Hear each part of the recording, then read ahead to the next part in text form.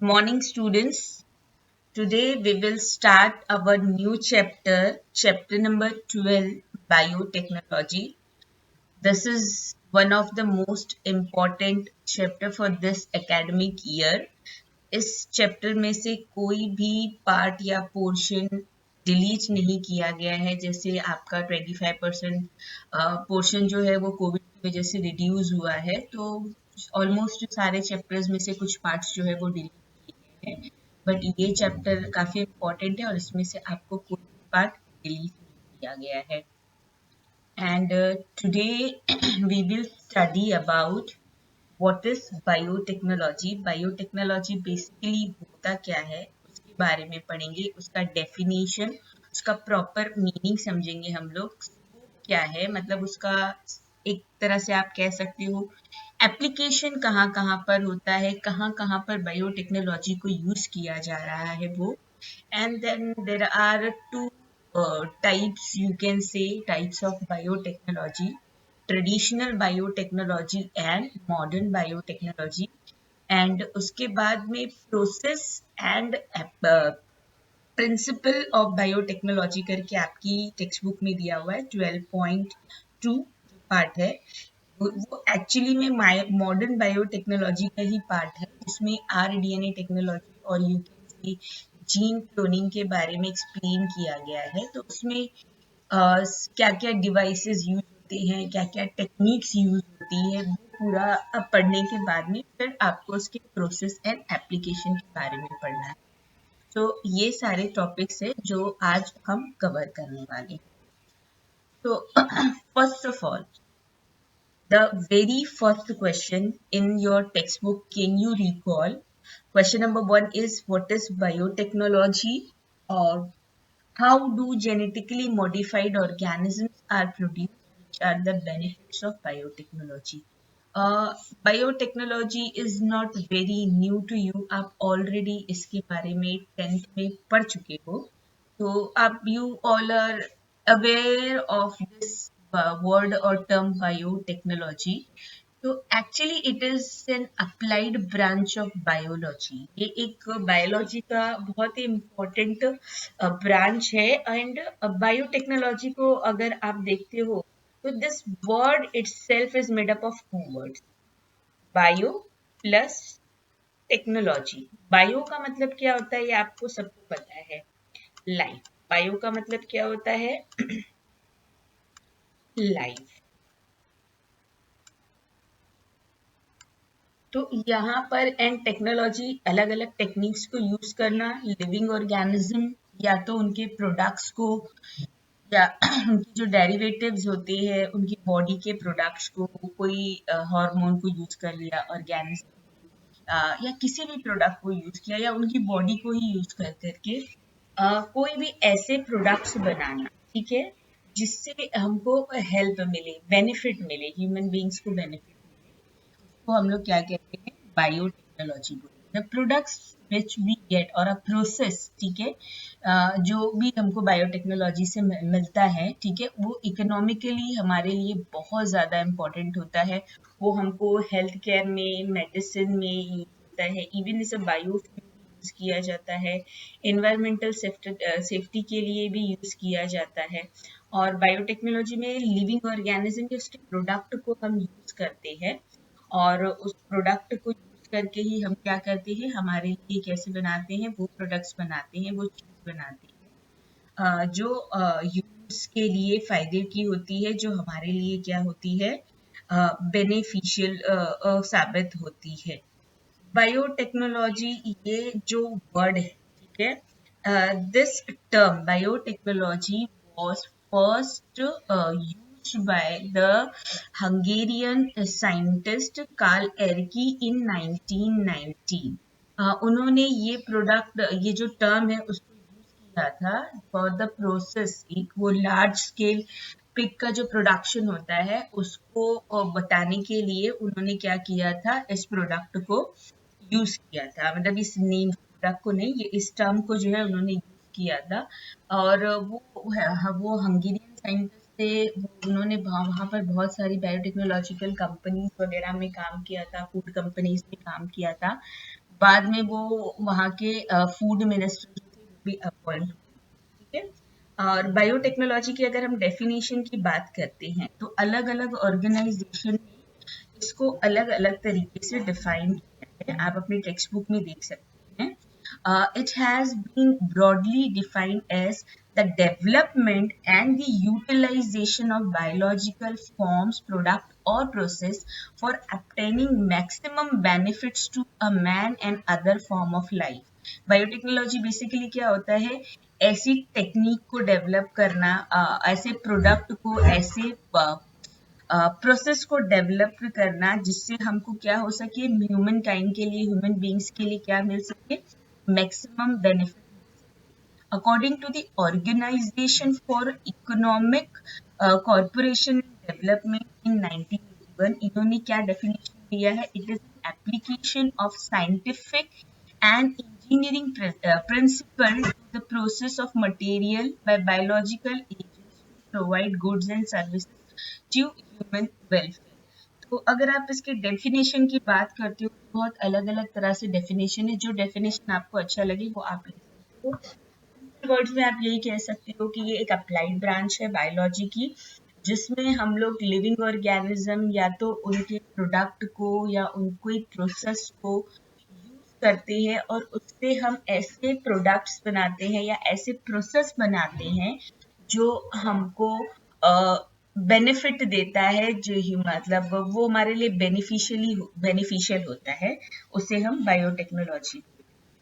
Biotechnology अगर आप इसकी बात करते हो तो ये एक बहुत ही वास्ट फील्ड है। इसमें आप माइक्रोबायोलॉजी का भी यूज करते हो, माइक्रो ऑर्गेनिजम्स की स्टडी वगैरह जो होती है उसके बारे में, आपको जेनेटिक बायोकेमिस्ट्री भी होती है इसमें, chemical engineering, even we use mathematics, statistics, computers, industrial process, ये सारी चीजें जो होती है it comes under the biotechnology. ठीक है। और ये जो प्रोसेस होता है या जो बायोटेक्नोलॉजी होता है, basically it is a technology of the living beings. यहाँ पर जो है हम लोग जो बायोलॉजिकल एजेंट्स यूज करते हैं, वो बायोलॉजिकल एजेंट्स क्या होते हैं, प्लांट होता है या तो एनिमल सेल हो सकता है, माइक्रो ऑर्गेनिजम्स हो सकते हैं, एंजाइम्स या उनके प्रोडक्ट हो सकते हैं। और अगर हम बायोटेक्नोलॉजी की बात करते हैं तो जब ह्यूमन सिविलाइजेशन स्टार्ट हुआ था 10,000 और 60,000 ईयर्स अगो, जब एग्रीकल्चर को जब स्टार्ट किया गया था, लोग कॉलोनीज बना करके रहना स्टार्ट कर रहे थे, तो बायोटेक्नोलॉजी बेसिकली उस टाइम से ही फॉलो किया जा रहा है। जैसे कि मतलब दो टाइप की बायोटेक्नोलॉजी जिसको आप बोल सकते हो हमको पढ़ना है, traditional and with modern biotechnology. वो आगे हम और डिटेल में इसको डिस्कस करें। थोड़ा सा एप्लीकेशन ऑफ बायोटेक्नोलॉजी के बारे में भी पढ़ लेते हैं। बायोटेक्नोलॉजी का बहुत ज़्यादा the wide range of application है। अगर हम हमारे डे टू डे लाइफ की बात करते हैं तो हमारे घर में आपको बहुत सारे ऐसे प्रोडक्ट्स मिल जाएंगे जो कि बायोटेक्नोलॉजी का ही गिफ्ट है हमारे लिए। ठीक है। बेसिकली जो इसकी एप्लीकेशन है इनको 4 मेजर पार्ट्स में या एरियाज में जो है डिवाइड किया गया है। ठीक है। फर्स्ट जो है वो हेल्थ केयर में है, यानी कि मेडिकल बायोटेक्नोलॉजी जिसको आप बोल सकते हो उसके अंदर।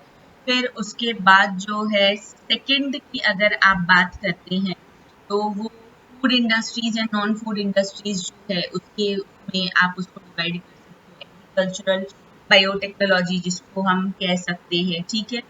और फिर उसके बाद में जो थर्ड वन है वो इंडस्ट्रियल बायोटेक्नोलॉजी होती है, उसमें आप उसको क्या कर सकते हो, एक कैटेगरी डाल सकते हो आप। और इसके अलावा जो फोर्थ वन है वो इन्वायरमेंटल बायोटेक्नोलॉजी जो है वो एक बहुत इंपॉर्टेंट एक्सपेक्ट है, क्योंकि आप अगर आज की बात करते हो तो इन्वायरमेंट में इतना पोल्यूशन हो चुका है और ग्लोबल वार्मिंग इफेक्ट्स वगैरह जो है वो आज हमको देखने के लिए मिल रहे हैं।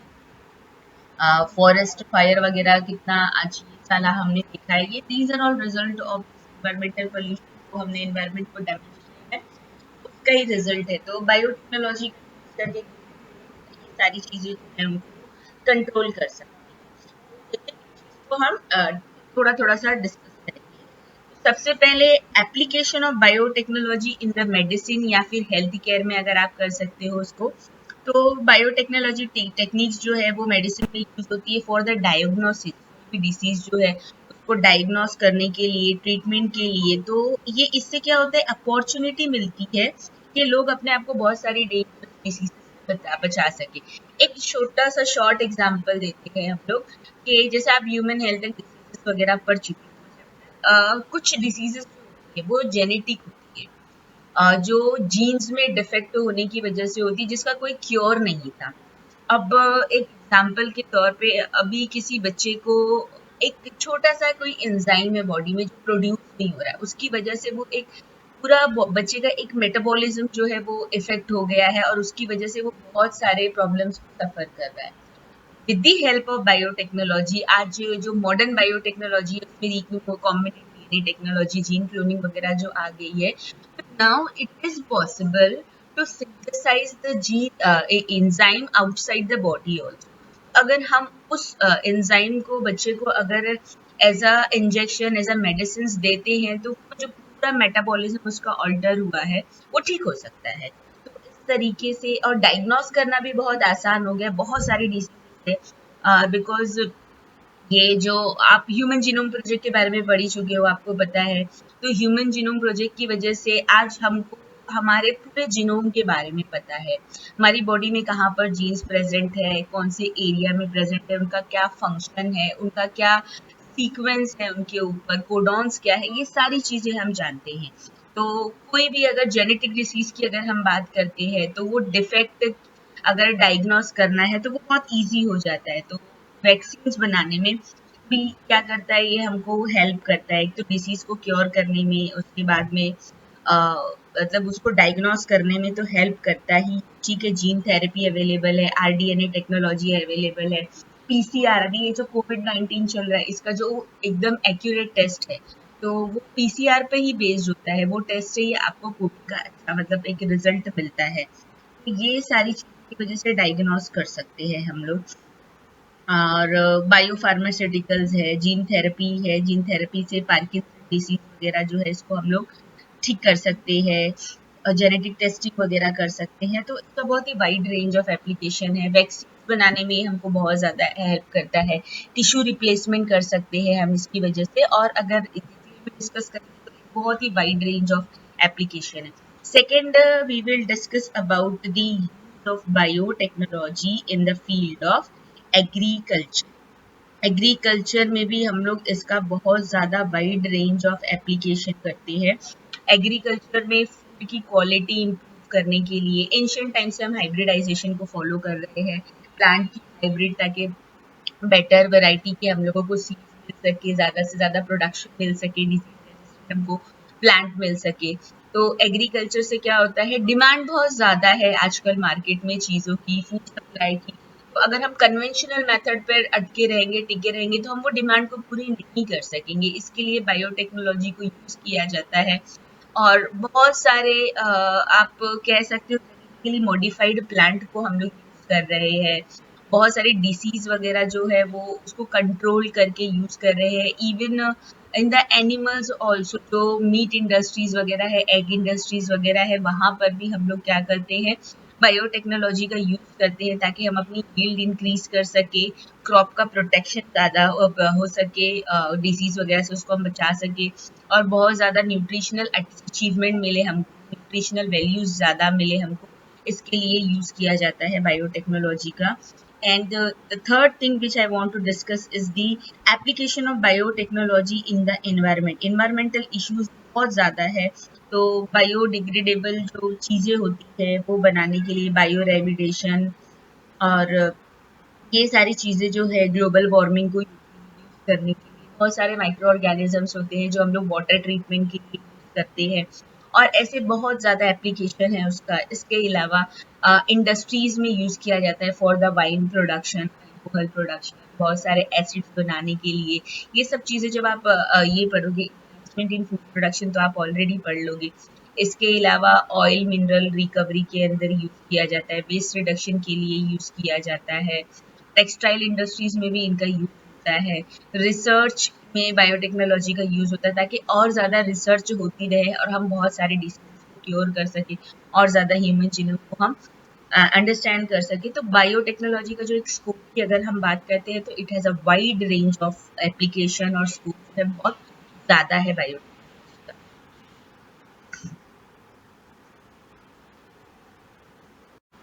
Now let's discuss about the traditional biotechnology. Though it is a traditional biotechnology, but आज भी इसका यूज होता ही है, ठीक है।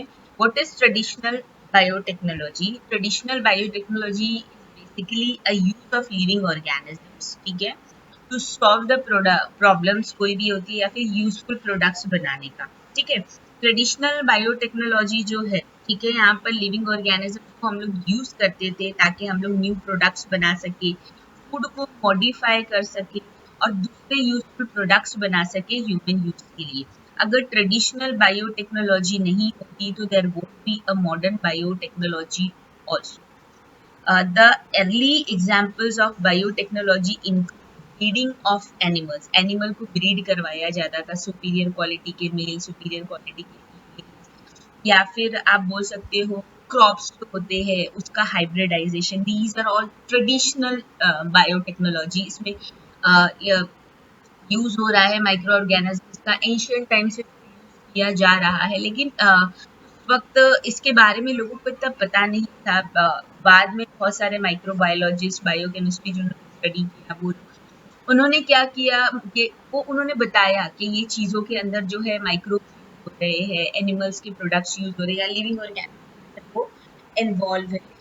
एक सिंपल सी चीज़ जो बहुत ही है, मिल्क से कर्ड बनने का जो प्रोसेस होता है, हमारे घरों में भी हम करते हैं, बट ये एक बायोटेक्नोलॉजी, ट्रेडिशनल बायोटेक्नोलॉजी है, तो हमको या हमारी मदर को पता भी नहीं कि इसके अंदर लैक्टोबैसिलस होता है। वो लैक्टोबैसिलस क्या करता है, वो जो मिल्क प्रोटीन होते हैं उसको कर्ड में कन्वर्ट कर देता है। तो यहाँ पर जो है जैसे मतलब फूड जो है, अब हम इडली है, डोसा है और ढोकला है, ये सारी जो चीज़ें बनाते हैं इसके अंदर माइक्रो ऑर्गेनिज्म होते हैं जो फर्मेंटेशन करते हैं।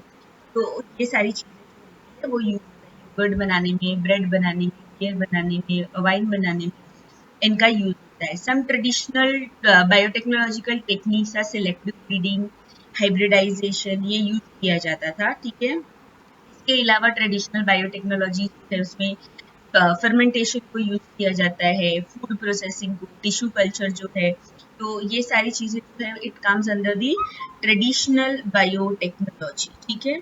और जैसे जैसे माइक्रो ऑर्गेनिज्म बहुत ज़्यादा डाइवर्सिटी है और जेनेटिक्स और जितना ज़्यादा एक्सपांड होते चला गया, तो ट्रेडिशनल बायोटेक्नोलॉजी जो है वो जो है उससे ही हमने क्या किया, मॉडर्न बायोटेक्नोलॉजी जो है वो आई है।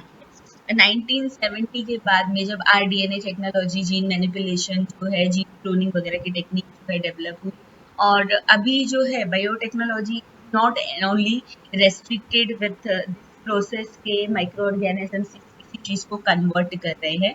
अभी मॉडर्न बायोटेक्नोलॉजी में बहुत सारी चीजें हो रही है। यहाँ पर हम ऑर्गेनिज्म जो है, ठीक है, मॉडर्न बायोटेक्नोलॉजी में लिविंग ऑर्गेनिजम्स की जेनेटिक लेवल पर हम चेंजेस कर सकते हैं। यहाँ पर ये जो पिक्चर आप देख रहे हैं, इस पिक्चर में एक्चुअली ये ऐसा दिखा रहा है कि यहाँ पर एक डीएनए का पार्ट कट किया हुआ है। मतलब now because of the modern biotechnology it is possible to alter the genome, genome के अंदर भी हम लोग क्या कर सकते हैं, चेंजेस कर सकते हैं। मॉडर्न बायोटेक्नोलॉजी जो है उस पर यूज होती है जेनेटिकली इंजीनियरिंग टेक्निक्स का यूज होता है, जैसे कि रिकॉम्बिनेंट डीएनए टेक्नोलॉजी, फिर उसके बाद में आप क्लोनिंग का यूज कर सकते हो, genomics, proteomics, bio informatics, cells and tissue culture, ये सारी चीजें ये यूज होती है। Functional and structure diagnosis probes होता है इसके अंदर, ठीक है। जब से रिकॉम्बिनेंट डीएनए टेक्नोलॉजी का डेवलपमेंट हुआ है उसके बाद से ही मॉडर्न बायोटेक्नोलॉजी का जो है जन्म हुआ है, आप इस तरीके से कह सकते हो। मॉडर्न बायोटेक्नोलॉजी जो है वो हमको बहुत ज़्यादा उसने इन्हांस किया है हमारी नॉलेज को बायोलॉजिकल सिस्टम के बारे में, ठीक है। आज जो है मॉडर्न बायोटेक्नोलॉजी की वजह से हम इसको बहुत ज़्यादा यूज कर सकते हैं फूड इंडस्ट्री में, एग्रीकल्चरल इंडस्ट्रीज में, फॉरेस्ट्री में, हेल्थ केयर में, इन्वायरमेंट में, मिनरल्स एंड इंडस्ट्रियल प्रोसेस वगैरह डेवलप करने के लिए, न्यू प्रोडक्ट्स बनाने के लिए यूज करते हैं। एग्रीकल्चर में तो इसका बहुत ज़्यादा यूज हो रहा है। आज हम बहुत सारे जेनेटिकली मॉडिफाइड प्लांट्स के बारे में जानते हैं, जैसे क्रॉप्स वगैरह के बारे में आगे आप पढ़ोगे। तो ये सारी चीज़ें जो है वो हमारे लिए मॉडर्न बायोटेक्नोलॉजी जो है वो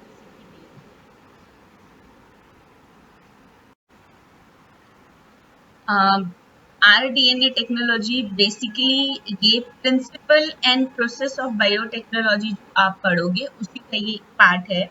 जो मॉडर्न बायोटेक्नोलॉजी है वो उसमें बेसिक जो हमारी है वो दो टेक्निक, एक है जेनेटिक इंजीनियरिंग एंड दूसरा है केमिकल इंजीनियरिंग।